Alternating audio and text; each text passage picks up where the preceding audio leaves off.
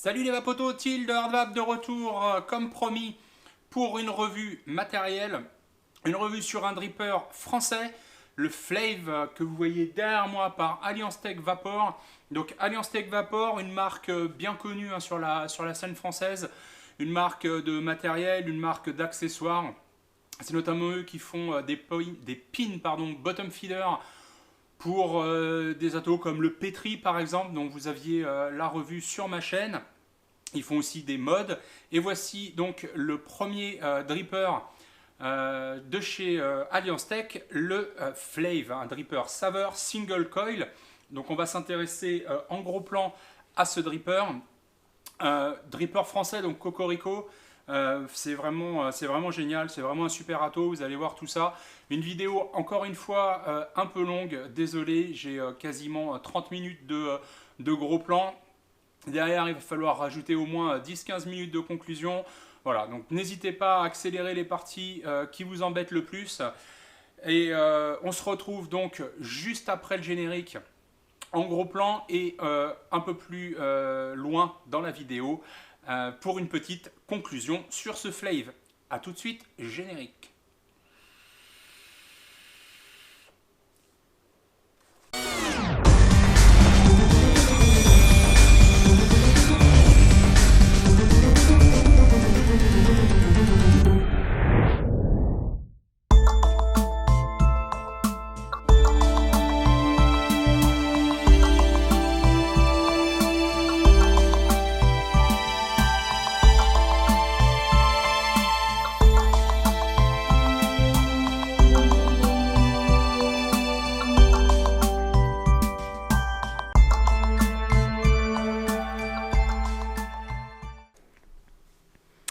Yes les vapotos, de retour en gros plan donc pour parler plus en détail de ce Flave par Alliance Tech Vapor. Donc il vous sera livré dans une très jolie boîte sobre, cartonnée, à coulisses, sur lequel on retrouve le logo de la marque, donc Alliance Tech Vapor.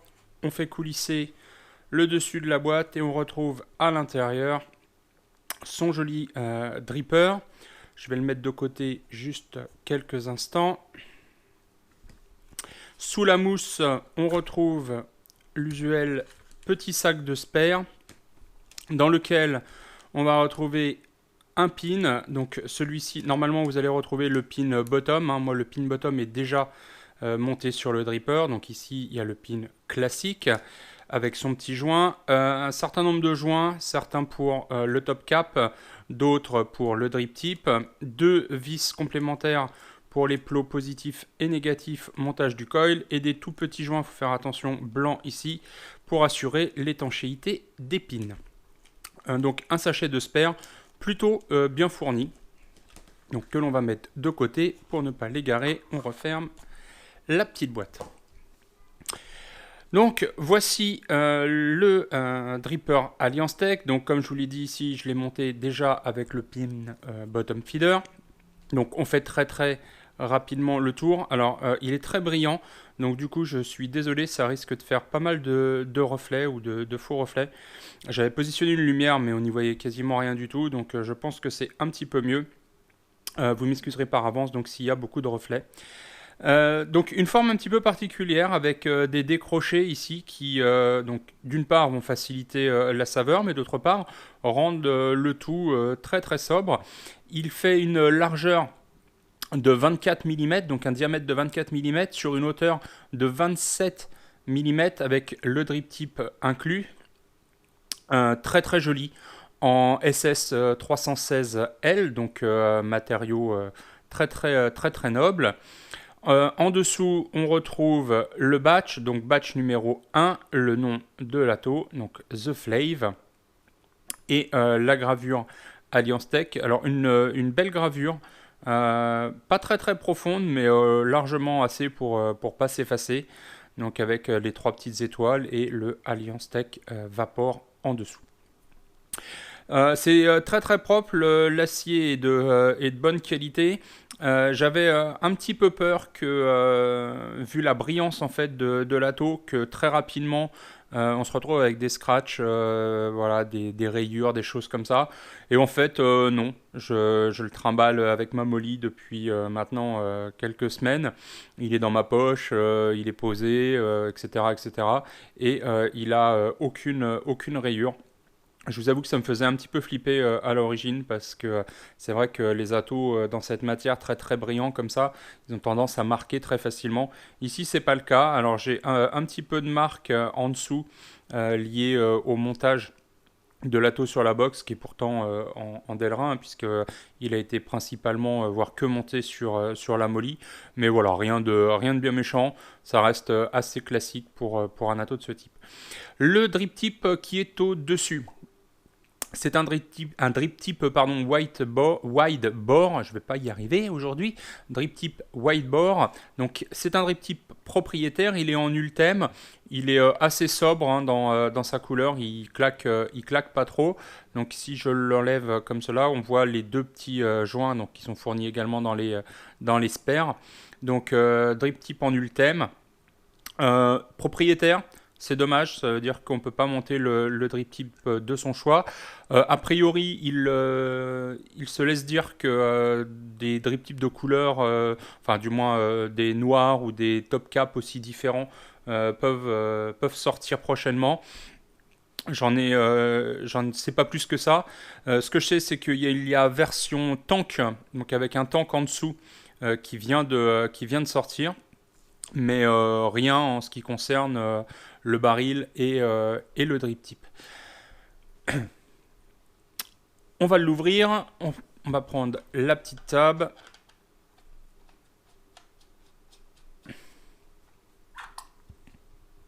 Alors, juste avant quand même, on va s'intéresser aux airflows, je ne vous les ai pas montrés, ils sont ici. On a deux airflows oblongs, donc un de chaque côté, même s'il s'agit d'un single coil, hein, on le verra par la suite, le plateau est un plateau single coil uniquement. Pourtant, vous avez donc des arrivées d'air des deux côtés du dripper. Donc un flux d'air assez conséquent hein, en ouvert à fond. On a un tirage très indirect, très direct. Je raconte n'importe quoi. Une vape vraiment très aérienne. On peut le fermer, il est réglable. Hop, du coup, je le referme, je vous montre. Voilà, il est ici. Hop, on va faire un quart de tour. Donc on peut le régler. Si il ne se dévisse pas de ma base. Voilà, donc ouvert très petit jusqu'à très large. Donc voilà, un tirage très aérien, très indirect. Ces airflows, ils sont oblongs, ils font 4 mm de longueur sur une hauteur de environ 2,5 mm. Donc voilà, ça reste très aérien. Je le rouvre pour laisser apparaître donc le plateau. Plateau un petit peu particulier. Donc plateau single coil, donc son coil va être ici à l'horizontale. On retrouve le numéro de série gravé sur le plateau. Donc ici on a le 1005. Donc les deux vis que l'on a également en spare pour le serrage du coil. Deux ouvertures sur les côtés ici et ici, ce ne sont pas les ouvertures d'airflow, c'est simplement, vous le verrez, pour faciliter le montage. Donc ça permet de venir positionner la tige avec le coil et de bien descendre dans le dripper de manière à positionner son coil beaucoup plus facilement. Donc ça c'est vraiment top, c'est hyper bien pensé. On a ici une grosse cuve hein, pour ceux qui ne l'utilisent pas en mode bottom feed. Vous allez le voir, je vais me rapprocher un petit peu. On a une cuve ici qui est plutôt conséquente avec deux ouvertures. Vous allez voir, je vais vous le démonter. Deux ouvertures taillées en fait qui ragrandissent encore la cuve et le jus. Donc du coup, si vous l'utilisez en dripper classique sans lien bottom feeder, vous avez une contenance qui est quand même plus qu'acceptable. Alors, je vais vous démonter quand même le pin. Donc ici, je suis sur le pin bottom. On peut déjà voir, alors c'est un petit point négatif, je ne sais pas si vous le voyez bien en vidéo, mais c'est un pin plaqué or. Et on voit que le plaquage, malheureusement, sur mon bottom a sauté. Il en reste quasiment plus sur le bottom. Alors, je ne peux pas vous dire sur le pin classique si ça le fait également parce que je l'ai utilisé que en bottom feeder. Mais voilà, c'est un petit peu dommage. Pin en plaqué or et le plaquage qui se barre comme ça.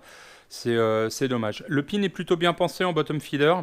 Il ressort pas, en fait, la vis n'est pas intégralement la tête de la vis n'est pas intégralement ouverte, ce qui fait que le jus n'a pas risque de sortir de trop.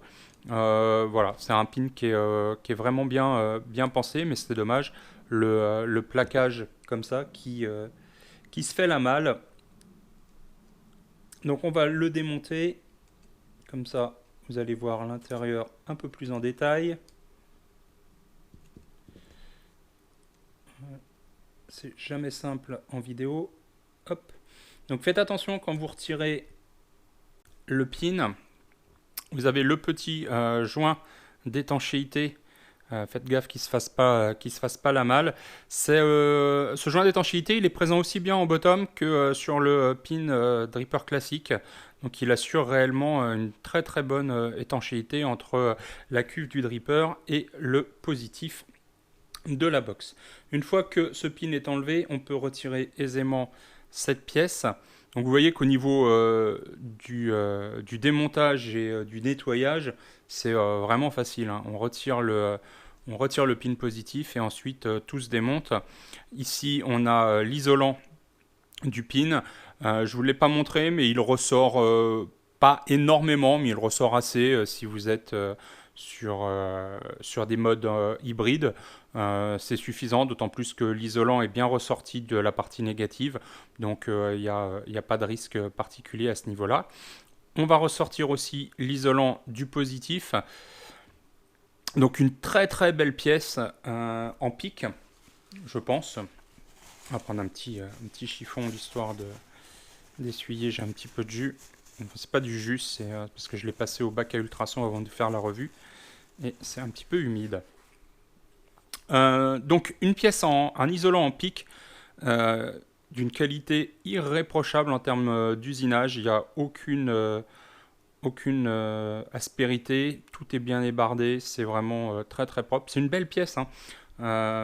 C'est rare de voir des isolants usinés comme ça. Il y a un gros travail d'usinage sur la partie isolante.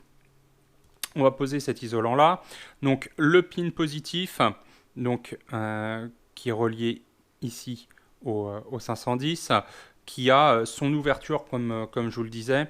Vous avez ici un usinage qui a été fait. C'est très très propre. Les pièces sont vraiment très très propres.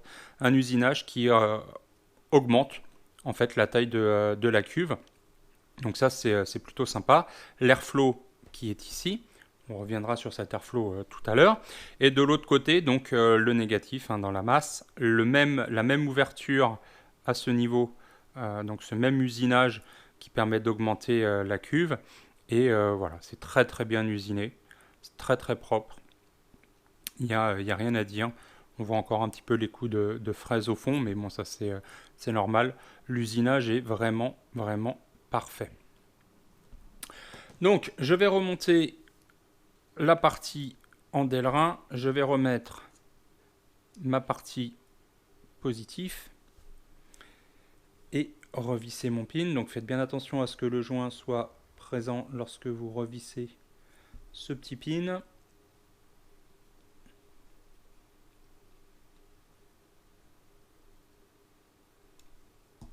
Voilà, ça sert à rien de serrer comme un bourrin. Donc vous voyez, ça ressort un petit peu, ça ressort pas de manière extravagante, mais ça ressort assez pour être utilisé sur...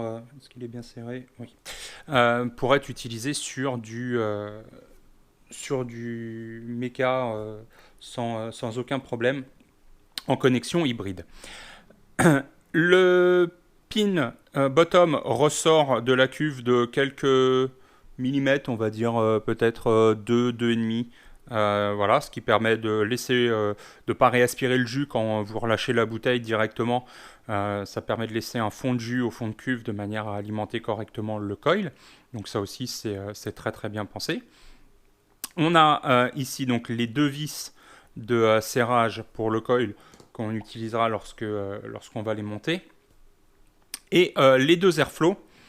Donc les deux airflow qui, comme vous le voyez, ont plusieurs particularités. La première des particularités, je vais prendre une tige pour que vous voyez bien, c'est qu'ils sont pas horizontaux, ils sont de biais.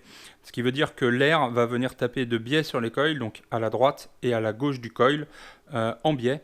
Donc ça, c'est une des premières particularités du Flave. Alors c'est pratique parce que ça permet de positionner son montage au centre et d'avoir l'air qui vient lécher le coil sur la partie droite et sur la partie gauche. La deuxième particularité de cet airflow, c'est qu'il n'est pas usiné de manière droite, il est légèrement oblique, comme vous pouvez le voir. Donc si je place la tige, vous voyez que ma tige n'est pas horizontale. Il y a à peu près un angle, on va dire, de 10 degrés comme ça à la louche, 10, 12, 15 degrés. Donc l'air va arriver comme ça à la verticale, quasi à la verticale, donc avec une inclinaison sur le coil et en biais pour venir lécher le coil, ce qui fait que ça va garantir des bonnes saveurs, et puis surtout ça va permettre d'éviter, si vous overdrippez, surtout en bottom feed, si vous appuyez trop fort sur la bouteille, d'avoir le jus qui ressort par les airflows, comme ça peut être le cas sur des atos de ce type, le Wati ou le Adali par exemple. J'ai un Adali ici. Vous voyez que l'airflow est très très bas, il est usiné de manière droite, ce qui fait que si je sconque un peu trop fort, le jus ressort malheureusement par les airflows. Ça ne m'est jamais arrivé sur le Flave, donc ça c'est plutôt une bonne chose. Alors je vais le refermer, et puis comme j'ai le Adali à côté, je vais pouvoir vous faire la petite comparaison taille. Donc le Adali est un ato en 22, hein. Donc voilà à peu près la taille. Pour un ato en 24 qui fait 27 mm de hauteur, il reste plutôt compact, hein. Franchement, là-dessus, c'est vraiment impressionnant. Moi, j'aime beaucoup ces atos en 24. Je trouve que sur les box, ça rend vraiment très très bien. Ça rend mieux, à mon sens, que le 22. Alors, je parle, une petite barre quand même. Je remonte la Dali.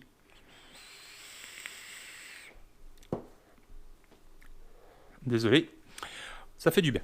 Alors, qu'est-ce que j'ai pas dit? Je le remets sur sa base. Je ne vous ai pas montré l'intérieur du baril. Hop. Donc, bien usiné à l'intérieur. Oula, un petit peu humide. Zou. Donc, bien usiné à l'intérieur. Un dôme, pas forcément très prononcé, le dôme ici. Voilà, une toute petite pente. Rien de... Ouais, pas extravagante la pente du dôme, mais par contre aucun problème, hein, sur les saveurs. On est vraiment sur un ato orienté très très très saveur. Comme vous le voyez, le drip tip, une fois rentré, arrive vraiment à la limite. J'ai aucune accroche ici. On est vraiment voilà, tout est lisse, tout est fait pour que l'air vienne lécher les coils et remonte dans la chambre de manière la plus naturelle possible, et c'est ce qui fait grandement sa qualité, puisque c'est ça qui va accentuer un maximum de saveur. Qu'est-ce que je ne vous ai pas dit? Rien de spécial, on va se faire un petit montage pour que vous voyez comment ça marche. Alors si je peux, tant que je suis sur cette face-là, vous montrer. Donc ici on a l'isolant en pic qui isole la partie positive. Vous voyez, cet isolant, en fait, il n'est pas à fleur, bien entendu. Il remonte de quelques millimètres là, et pareil de ce côté-là, la fenêtre n'est pas intégralement ouverte. Ça pousse légèrement vers la gauche, l'isolant revient vers la gauche. C'est normal. C'est pas un problème de montage, hein, c'est tout simplement pour une meilleure isolation entre le positif et la carcasse négative du dripper. Donc quand vous allez venir faire votre montage, pardon, je pousse la caméra, quand vous allez venir faire votre montage, vous allez le voir, la patte du coil va arriver ici. C'est pour éviter que cette patte ne vienne toucher le négatif, soit à cet endroit-là, soit à cet endroit-là, soit directement quand on vient positionner le baril, qui vienne de manière trop longue venir toucher le négatif et faire des courts-circuits. Donc vraiment très très très bien pensé. Les airflows, les trous pour le passage du coil qui sont vraiment top. Voilà, l'usinage est parfait. Je vous ai pas parlé des joints parce qu'ils sont tout simplement royal. Ça tombe pas et pour autant on peut retirer le top cap, enfin le baril sans aucun problème. Ça voilà, c'est vraiment du travail de qualité français et de précision et ça c'est vraiment génial. Alors on va se faire un petit montage. Alors on va pas se le faire intégralement parce que j'ai déjà préparé le coil que voilà. C'est ce coil là que je vais monter. Alors aujourd'hui j'ai choisi de partir sur du Nicromen 60 en 0,60 mm, donc en 22 gauge. J'ai 6 tours sur un axe de 3 en spire espacé. Voilà, spire espacé, montage classique, c'est vraiment ce que moi je préfère dans la vape. Maintenant, vu l'espace que vous avez à ce niveau-là et l'espace que vous avez à ce niveau-là, vous avez la possibilité de mettre des montages un peu plus insane si ça vous fait plaisir. Alors, je vais essayer de faire le montage en live. Alors, ce qu'il faut savoir, c'est que j'ai la caméra. J'ai pas de bureau pour faire mes vidéos, et donc j'ai la caméra entre les jambes. Enfin, je blablate pendant que je dévisse. J'ai la caméra entre les jambes, même si vous n'en avez rien à faire. Et du coup, c'est pas forcément simple pour moi de faire les montages parce que voilà, si je bouge un peu trop, j'arrive dans la caméra. Alors, je vais venir placer d'abord mon positif. J'ai l'habitude de faire comme ça, donc je continue. Je viens positionner ici mon positif. Je desserre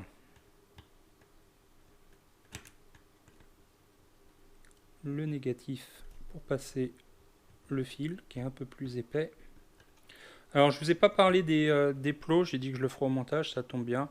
Alors on est sur des plots là, les vis sont très très fines, mais j'ai pas eu de problème particulier avec ces vis. Ça permet, elles bougent quand vous les dévissez. Alors c'est normal quand vous les dévissez, elles bougent, mais je veux dire elles flottent un peu, mais ça permet de passer son fil sans problème. Donc non, aucun problème de serrage en tous les cas sur les vis. Donc ce que je fais, je viens positionner mon coil comme il faut. Une petite pince. Je viens positionner donc le négatif de mon coil. Je fais un petit rabat comme ceci. Et je viens serrer le positif.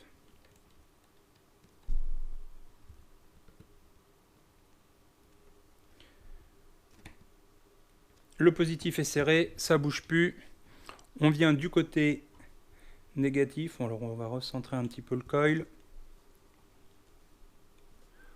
Je tire de la même manière, un petit rabat. On tient. Et on visse le négatif. Un coup de serrage.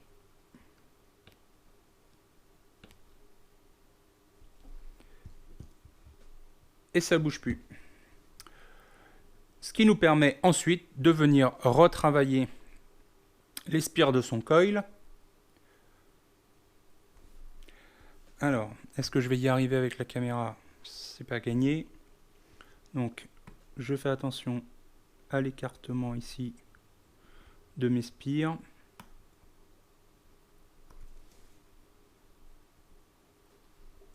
D'ailleurs, je m'aperçois que je devais faire 6 tours et je n'en ai fait que 5. C'est pas grave, ça marchera quand même.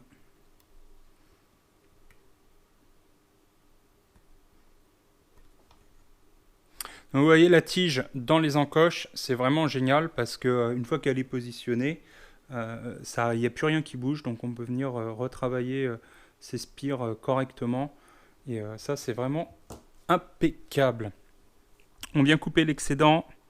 Donc ici,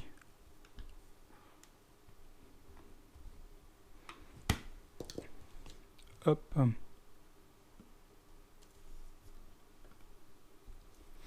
Alors, généralement, ce que je fais, c'est qu'une fois que j'ai coupé l'excédent, je ramène ma petite patte à l'intérieur. sur la partie positive, hein. Sur la partie négative, c'est pas la peine. Sur le négatif, on cut. Bon, allez, on va la ramener aussi, l'histoire de dire.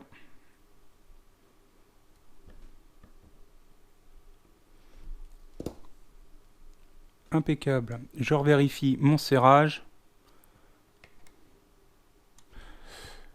Hop. Et voilà. Un joli coil espacé. Pour une valeur de 0,31. Bah, c'est parfait. Généralement, je tourne un petit peu plus haut avec une spire de plus. 0,35, 0,36. Mais 0,31, ça ira très très bien. Ma table déconne. Non, pas de fire. Je vais pas avoir le droit au fire.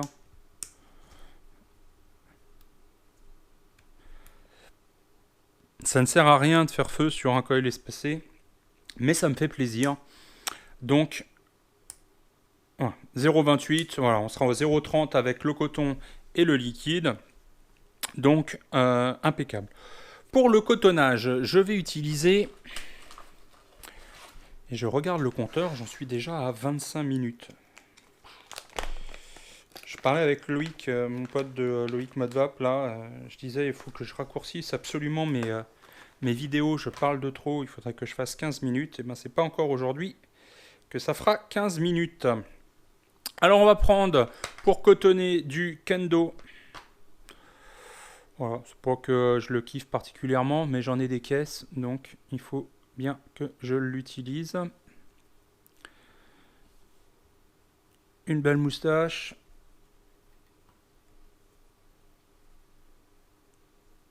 On rattrape de l'autre côté.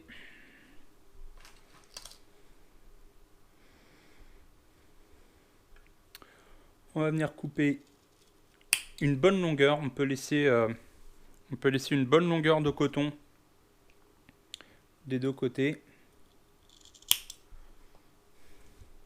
Je le flush un petit peu parce que voilà, le kendo et la capillarité au démarrage, c'est pas génial. Donc ce que je fais, c'est que je le flush un tout petit peu comme ça et je viens recouper l'excédent.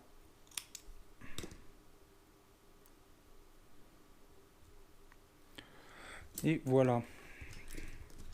C'est un peu trop de ce côté-là. Zou! Ça c'est fait.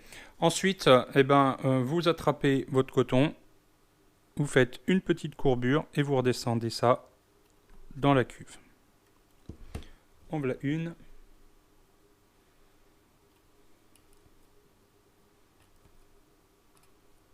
Et en voilà deux. Un petit peu de jus là-dessus. On va partir sur le Crémy Maria. J'aime le Crémy Maria en refill.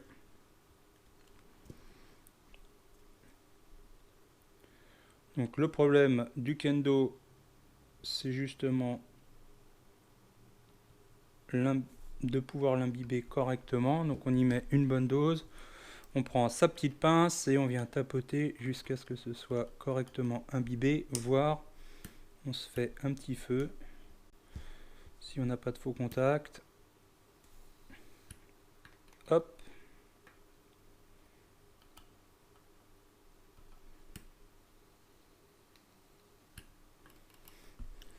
Ça sent la cacahuète, c'est parfait. On imbibe bien, pas trop parce que sinon je vais en foutre plein dans le bottom. Là au travers le bottom dans la table. Et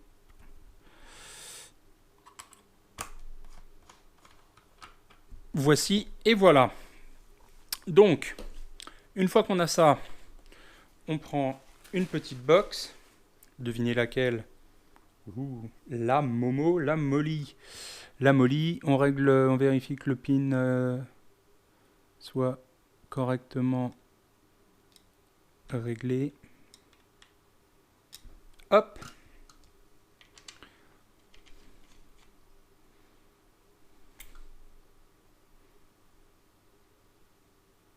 Il n'est pas correctement réglé. Voilà. Et voici, et voilà, un petit test, une petite barre.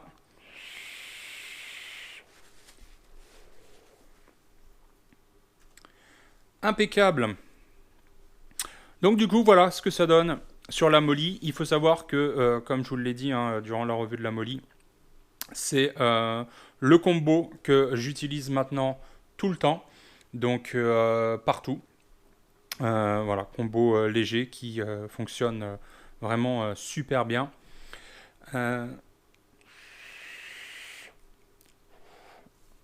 Ouais, ça envoie du bois. Au niveau saveur, c'est vraiment extraordinaire. Je pense que j'ai tout dit. Je vérifie quand même sur l'anti-sèche, voir si je n'ai rien oublié. Donc on a vu la hauteur, on a vu... Non, je pense que c'est tout bon. On a vu la hauteur, on a vu les matériaux. On va repasser, on est à 30 minutes de plan serré. C'est horrible. Jamais je n'arriverai à faire des vidéos courtes. Désolé, bon, vous pouvez avancer hein, dans les vidéos, heureusement. On repasse en plan large, on débrief, on conclut sur ce flave. Et puis voilà. Allez, une petite barre et en plan large. A tout de suite les vapotos.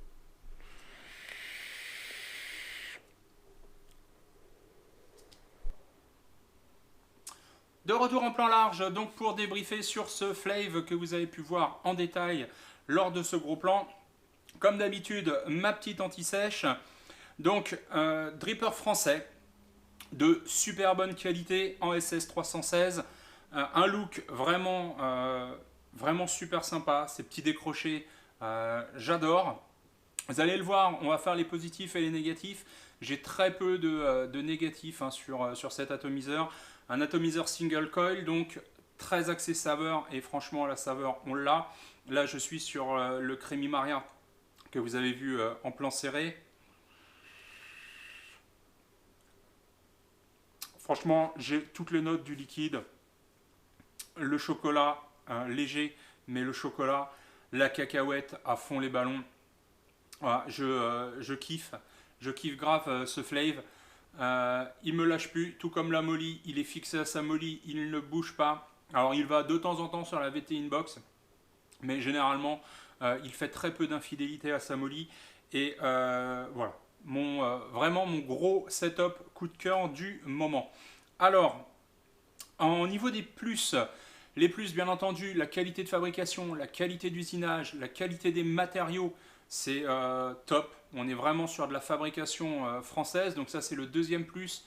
Je crois que je l'ai déjà dit en intro, mais Cocorico, pour une fois qu'on a du matos français, il faut vraiment en faire la promotion. Alors c'est pas pour une fois qu'on a du matos, hein. Il y a d'autres matos français, attention, ne me faites pas dire ce que j'ai pas dit, mais voilà, on est sur un matos de qualité français, donc en plus qui est top. Donc là, il faut vraiment pas hésiter. On est sur un prix très correct hein, pour une fabrication française. On est sur un prix à, allez, on va dire 90 euros, très exactement 89,90. 89,90 pour un dripper high-end. On est vraiment dans des prix, voilà, dans des prix honnêtes. Il faut savoir que c'est usiné, tout est fait intégralement sur le sol français par l'équipe d'Alliance Tech, qui ont des compétences en informatique, en ingénierie aéronautique, qui ont des compétences vraiment très pointues. Et du coup, ça se ressent dans le matériel qu'ils nous font.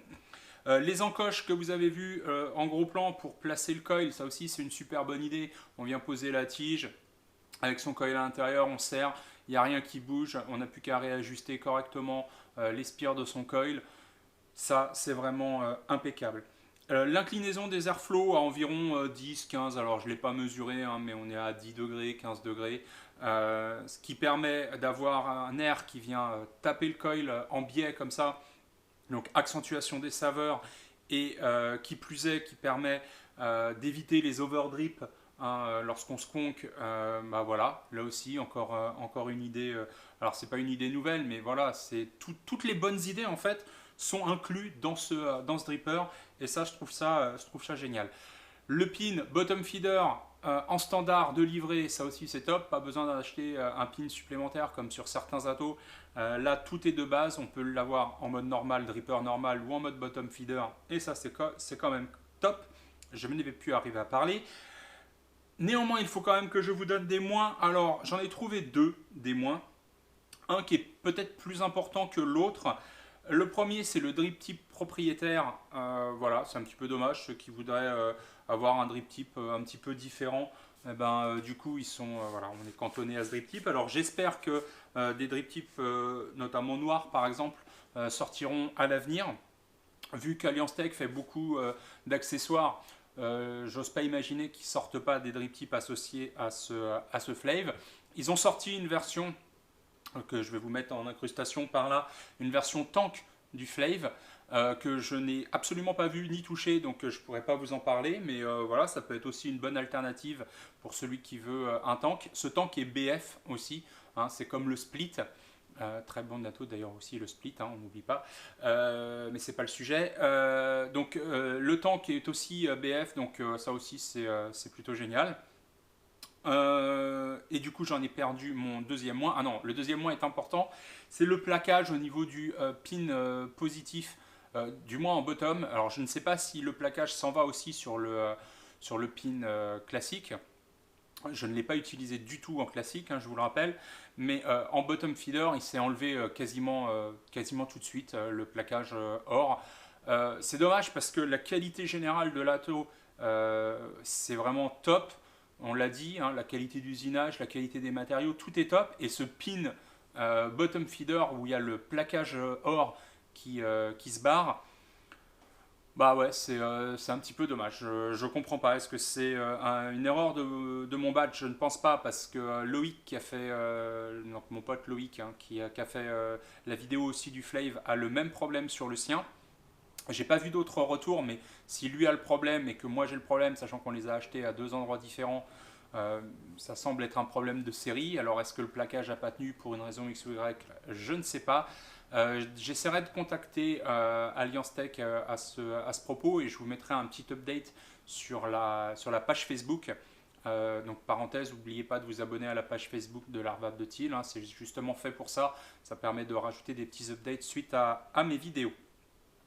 Voilà, j'ai beaucoup parlé, mais je kiffe vraiment cet ato, donc c'est pour ça que je parle beaucoup. J'espère avoir été au moins le plus clair possible et que vous avez vu dans la vidéo tous les points vraiment importants sur ce dripper. On va tirer quand même une petite barre avec le montage qu'on a fait en plan serré. Donc on n'est pas sur 6 spires, mais sur 5 spires en N60, diamètre 3, spire écarté.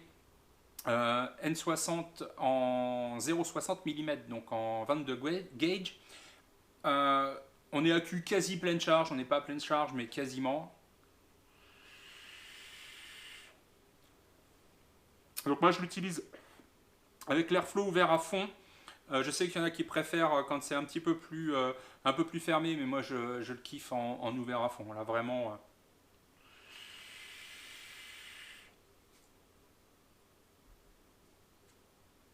Super bonne vapeur, pleine de saveurs, bien dense.